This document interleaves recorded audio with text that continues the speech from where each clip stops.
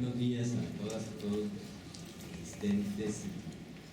En primer lugar, agradecer al Centro de Educación para el Desarrollo de la Universidad por el trabajo que hicieron en la publicación de este libro, en la convocatoria de este seminario. Creo que es la creación de un espacio para discusiones que hoy en Colombia están sobre la mesa. Han estado hace mucho tiempo, pero hoy la crisis que tenemos alrededor de los procesos de violencia que nos han azotado, la guerra que se vive, de las perspectivas de una negociación política del conflicto y sobre todo de la cada vez mayor presencia de las comunidades en todos los territorios del país, donde están apareciendo formas nuevas de relacionarse, formas nuevas de oponerse a estos factores gravísimos que nos han asolado, y de donde van surgiendo posibilidades para repensar esto que es el discurso del desarrollo. El artículo que yo presenté para la publicación intenta hacer primero una muy breve reseña de lo que han sido las principales manifestaciones de los proyectos de desarrollo impulsados en principio, especialmente en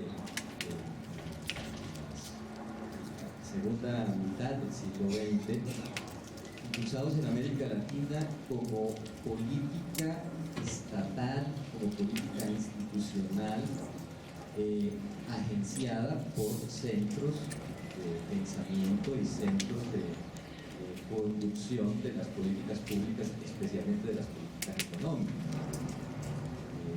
La segunda mitad del siglo XX es un momento que irrumpen formas realmente potentes de expansión de un modelo capitalista que llega a la segunda mitad del siglo a nosotros, a nuestros países latinoamericanos, con unos discursos, una construcción particular y sobre todo con unas formas de agenciamiento que han traído unas consecuencias.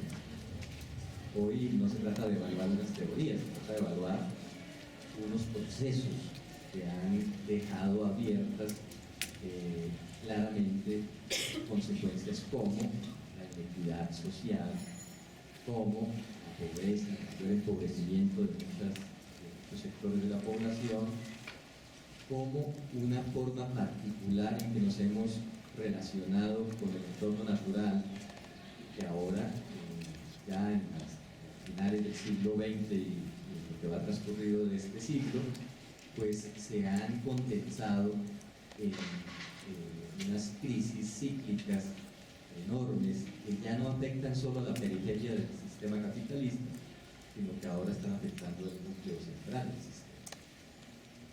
Entonces, en esa, digamos, inicio, realmente el discurso del desarrollo no es un discurso muy viejo, muy antiguo, un discurso que consolida, como digo, en la segunda mitad del siglo XX, es impulsado a partir de una idea, de una concepción que se tiene del desarrollo como progreso permanente, continuo, y que en principio estuvo fundado en entender el desarrollo como crecimiento económico.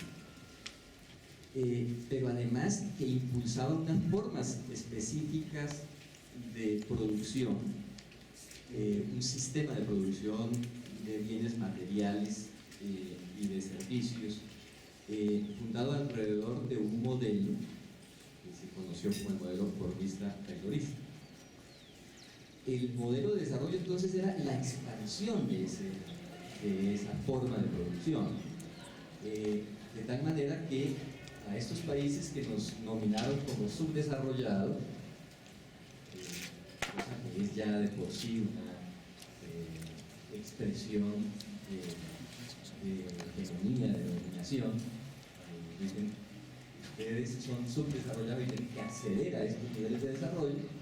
Acceder a esos niveles de desarrollo era, en primer lugar, industrializar, formas de industrialización.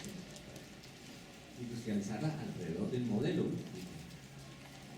Como ustedes saben, en Europa y en los Estados Unidos, la crisis del capitalismo de los años 29, que arrancó en el año 29 y se extendió por varios años, les dejó unas enseñanzas a las élites de cómo reconstituirse después de una crisis. Entra en juego toda la teoría de Keynes sobre que se necesitaba hacer énfasis en la demanda, en ampliar la demanda, en superar problemas de subconsumo, como él lo llamaba, que tenía el modelo. En ese sentido, se desarrolla una intervención del Estado en la economía como no lo concebían discursos anteriores. Y esa intervención implicaba también darle salida en un momento de profundas tensiones. Recuerden que estamos en medio de la Guerra Fría, después de la Segunda Guerra Mundial. En el caso latinoamericano, muy pronto ocurre la Revolución Cubana en el año 1959. Entonces implica también recoger, a decirlo de alguna manera, cooptar grandes movimientos de protesta, grandes movimientos por los derechos económicos, sociales, culturales, y codificarlos en términos de inclusión para salir de la pobreza y de un papel que se le asigna al Estado, que en Europa se conoció como Estado del Bienestar o Estado Providencia, y que en el caso de los estados latinoamericanos pues no llegó a hacer eso, pero sí tenía el mismo modo de funcionamiento, una intervención del Estado para regular la economía, por supuesto, como siempre ha sido su papel, pero en este caso ya para intervenir directamente en la producción de bienes materiales y de servicios, y sobre todo para responder a las demandas sociales a través de la creación de una infraestructura que no existía en el caso latinoamericano, una infraestructura mínima de bienestar, una infraestructura mínima para la sobrevivencia, para la subsistencia. Estoy hablando de alcantarillados, de sacar a la gente del analfabetismo, etc. En el caso latinoamericano, como se reseña en el artículo, pues esto estuvo alrededor de la política de la Alianza para el Progreso de los Estados Unidos, justamente muy cerca después de la Revolución Cubana.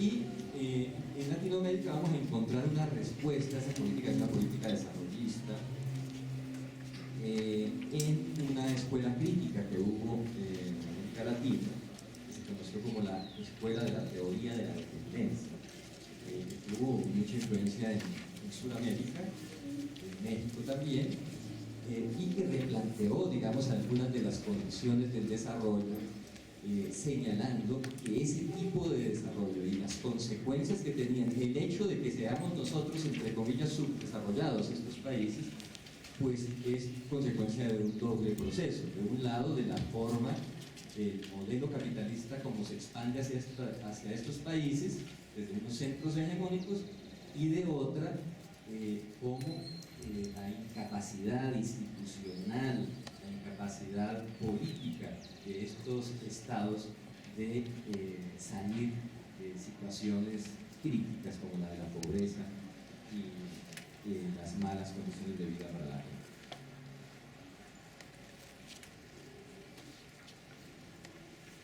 No puedo, no tenemos el tiempo, ni era tampoco el objetivo del artículo hacer una historia de teoría y de los procesos del desarrollo, simplemente dejar planteado que hay unas nociones con una fuerza de política, con una fuerza de intervención desde grandes centros internacionales que copó la política de estos países y que asumió esa propuesta del desarrollo como la propuesta que iba a sacar a estos países de su desarrollo, y que tenía unos elementos, digamos, centrados en esa mirada evolucionista del desarrollo.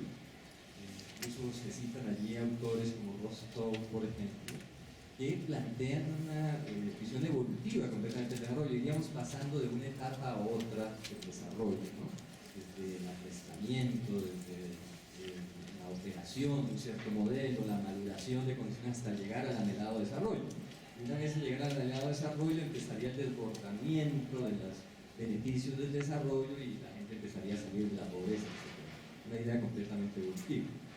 Como digo, hay unas posiciones críticas al interior de ciertas élites latinoamericanas, y posteriormente también viene la intervención de nociones, no solo estas de la CEPAL, de la Comisión Económica para América Latina, donde se centran muchos de los efectos de esta teoría de la dependencia, sino incluso de la Iglesia Católica, en particular los recambios que hay en los años 60 en la concepción de la Iglesia, hasta llegar al Concilio Vaticano II y las propuestas del Papa Pablo VI, que considera el desarrollo, o sea, la salida de la pobreza, que así la entendía sobre todo la Iglesia, como el nuevo nombre de la paz, que decía el Papa Pablo VI.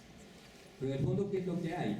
Es la puesta en escena de una manera de internacionalizar y de poner a todo este sector del mundo capitalista en torno de un modelo, de una concepción ligada a cómo se impulsan procesos de acumulación capitalista, cómo se sostienen tasas de ganancia que sean atractivas para los capitalistas, pero también la manera en que se contienen las posibilidades de crisis. Digamos que las teorías del desarrollo estuvieron ligadas también en un principio a ciertas visiones anticíclicas o contracíclicas de la economía del capital.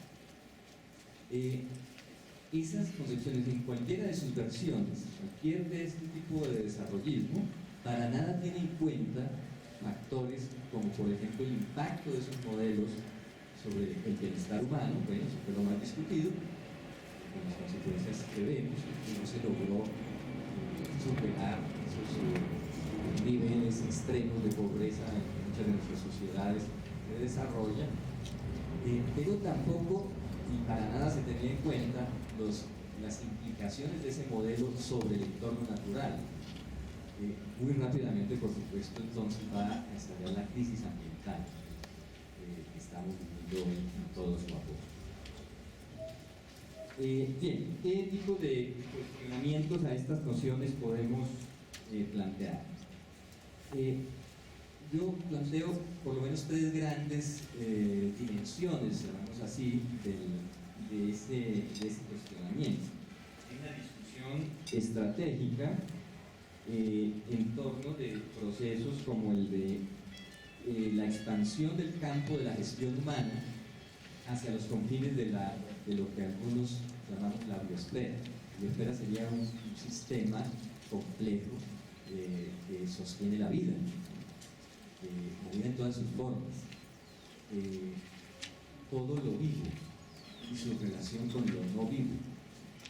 El hecho de que estos modelos de desarrollo expandan el campo de la gestión humana basada en esa mirada del capital, esa mirada de la acumulación, esa mirada de la expansión del sistema, intenta someter a la lógica de los mercados las relaciones complejas de los sistemas naturales. Es la causa de la crisis ambiental, ¿no? Pretender que la naturaleza puede funcionar con la lógica mercantil. Que todo el entorno natural, todo lo que sostiene la vida, puede verse en una mercancía. Es el primer cuestionamiento, digamos, que hago yo a esa mirada. La segunda es que estamos ante una situación muy paradójica. La terminación del modelo de capitalista fordista hacia los años 70, producto de una crisis particular, da origen a una cantidad de posibilidades, desarrolla una serie de tendencias productivas inéditas. Estamos en un nuevo modo de producción capitalista que ya no tiene esa forma de industrialización en el centro del desarrollo. Entonces, ahora estamos abocados a la gestión de nuevas formas de producción. ¿En qué consisten esas nuevas formas de producción? En que el capitalismo gira hacia algo que algunos economistas han llamado el capitalismo cognitivo, es decir, el conocimiento como una fuerza fundamental que además está estrechamente relacionada con formas de producción de bienes inmateriales que implican ya no solo la ampliación de la esfera del capital sobre la naturaleza, sino también la ampliación de la gestión del capital sobre formas de vida humanas que antes estaban por fuera del mercado. Esa crisis que tenemos hoy en torno del problema de la salud, el problema de la educación, por ejemplo, la salud, la educación eran bienes públicos, eran bienes comunes gestionados por el Estado generalmente, ¿no? Y que no circulaban con la lógica del capital, con la lógica de la ganancia, de la rentabilidad. Hoy en día se ha avanzado hacia allí. Las fronteras del capital han ido copando esto en lo que algunos llaman un proceso productivo económico, es decir, cómo el sistema económico controla el conjunto de la vida o incide sobre el conjunto de la vida humana. Entonces, influencia, ampliación hacia las formas de vida no humanas y ampliación hacia las formas de vida humanas que antes no estaban contemplados dentro de la lógica mercantil. Y un tercer efecto, digamos, de estos cambios que se están dando en el modo de concebir el desarrollo, pues están referidas al impacto que esto tiene en las formas modernas del Estado, de la sociedad y al replanteamiento de la ciudadanía. Por eso es que parece apocalíptico el asunto, no todo está en crisis, ¿sí? Pero las crisis, que son producto de fuerzas en juego, de fuerzas en movimiento, nos están planteando también la aparición de nuevas fuerzas, ¿no? El surgimiento de nuevas fuerzas, de nuevas posibilidades, ¿no? Las dos caras de estas crisis que estamos viviendo. En 5 minutos vamos a intentar presentar lo que podría ser otra mirada del desarrollo. No ha habido hasta ahora una sola respuesta, o una respuesta única, digamos, a esta forma en que se ha ido desbarrancando el capitalismo hacia crisis que no había vivido nunca, ¿no? Si ustedes miran hacia el sur de Europa hoy, por ejemplo, la Europa desarrollada, la Europa paradigmática, modelo, es un poco aterrador lo que está pasando allí. Y lo que nos está diciendo esto es que hay el fracaso de un modelo. La testarudez humana de las élites, esa élite económica que se ha tomado el gobierno del mundo, que ese es uno de los efectos del modelo también, como hay un desplazamiento de la política como se conocía en la modernidad por una especie de economicismo que todo lo traduce en términos de mercado, en términos del sistema financiero, etc. Pues eso es lo que tenemos en crisis allí. Esto está mostrando que el sistema entonces no es un sistema tan compacto como se nos presentaba, un sistema que no tenía fugas, que no tenía porosidades, en donde la única alternativa distinta era la de ver cómo se era incluido en el sistema, ¿no? Cómo se trabajaban los modos de inclusión. Por eso todas las teorías sobre la pobreza, que ahora Mauricio nos va a traer alguna visión sobre esto, se nos presentaban como incluyamos a los que están por fuera del sistema. Cuando ya hacía mucho rato se había mostrado por varias escuelas económicas que no había tal exclusión, sino que los excluidos del sistema de alguna manera eran parte funcional del sistema como tal. Es decir, el sistema vive con la pobreza, el sistema vive con la inequidad, el sistema vive con el deterioro ecológico, etc. Es funcional a esa manera de ver el sistema. Entonces, lo que esto nos muestra es que hay una serie de porosidades, de rendijas por donde están apareciendo formas nuevas de comunidad y de cooperación. Hacia allí es donde alguna perspectiva que hemos dado en llamar, recogemos alguna denominación que se hace por la Escuela Económica en Europa, la Escuela de René Facet y de otros economistas, hemos dado en llamar desarrollo o desarrollo para la vida. Con esto queremos iniciar un cuestionamiento de la noción misma del desarrollo. Lo que está cuestionado es el concepto mismo del desarrollo. Ya hay otras visiones muy elaboradas también, como la de Arturo Escobar, en el caso colombiano, por ejemplo, que se plantean es en términos de un post-desarrollo. La pregunta general que se empiezan a hacer las nuevas maneras de relacionarse en comunidad, las nuevas maneras de expresión de proyectos y de conocimientos distintos sobre la producción social, material e inmaterial, es: ¿hay vida después del capitalismo? Una pregunta un poco estremecedora, ¿no? Tenemos que hacérnosla. ¿Qué pasa si el capitalismo se acaba? ¿Será que nos convertimos en Corea del Norte? Cosas así un poco escalofriantes para muchos. Y en el caso concreto de lo que nos estamos planteando aquí, nos podríamos preguntar: ¿hay vida después de este desarrollo? ¿Hay un post-desarrollo posible, como ya Arturo Escobar y otros estudiosos sobre el tema? El centro de esa pregunta empieza a moverse la dinámica de la discusión en el entendido de que hay unas transformaciones en los modos de trabajo. Ya no es la misma manera de vincularse a la producción la que existía en el régimen anterior del capitalismo. Es el mismo capitalismo en sus cambios el que ha generado nuevos modos de trabajo. Eso que aquí vemos con las cifras de la llamada informalidad, por ejemplo. Esa no es gente simplemente que está ahí esperando a que le ayude el Estado, ¿no? Gente que está sobreviviendo y que está creando otras formas de relación, otras potencias sociales, otras potencias productivas, en las cuales se están cocinando otras maneras de ver la producción, el consumo, la distribución, etc. Ahí centramos en primer lugar la alternativa que puede surgir a la noción del desarrollo. Nuevas figuras de cooperación del trabajo, del medio rural también. Saben que la discusión que hay hoy, por ejemplo, en torno al proceso de paz, sobre el problema agrario, ha rebasado el problema meramente de la distribución de la tierra, cosa que en Colombia es un mal crónico, digamos que de los últimos 3 siglos, donde nos hemos mantenido un modelo predominante en el campo de lo que se llama la hacienda colonial y el predominio del latifundio y todo eso. Pero más, entonces hay procesos realmente potentes aquí.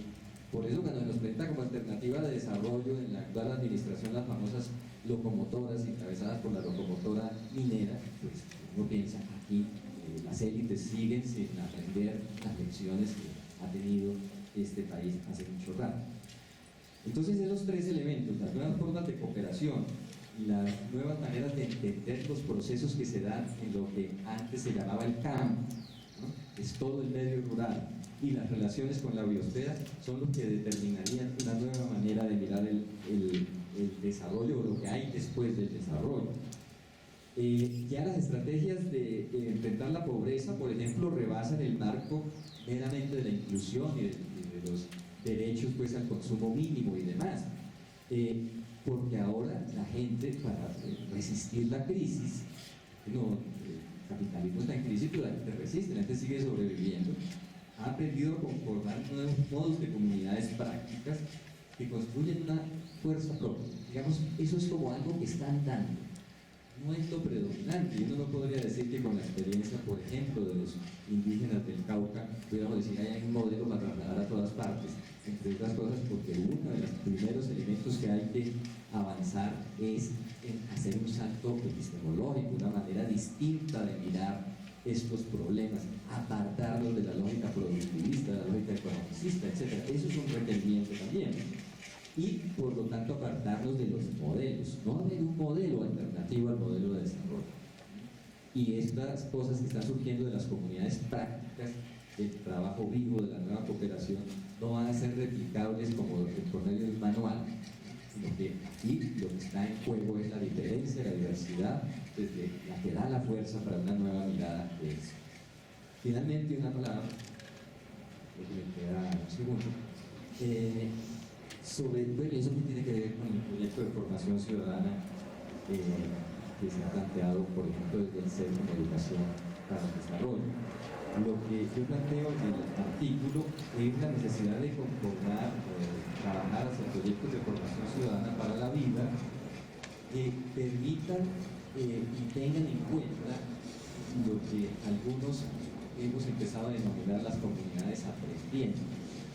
Creo que el modelo debe ir hacia allí, quizá de pronto en algún momento tendríamos que renombrar educación para el desarrollo o educación para el postdesarrollo, o educación para qué, pues porque si es el desarrollo ese que he tratado de reseñar aquí en dos brochazos, pues entonces si estamos educando es para eso, para el industrialismo, para el desarrollismo, pues tiempo nos va a sobrar, ¿cierto? Pero aquí la gran pregunta es si podemos plantearnos un nuevo proyecto de formación ciudadana que nos implica replantearnos el concepto mismo de la ciudadanía y que tendría que ver con un aprendizaje distinto de la convivencia con la naturaleza, con un aprendizaje para la autoorganización, para la generación de redes abiertas, es decir, otras formas de ciudadanía y otras formas de educación y de pedagogía.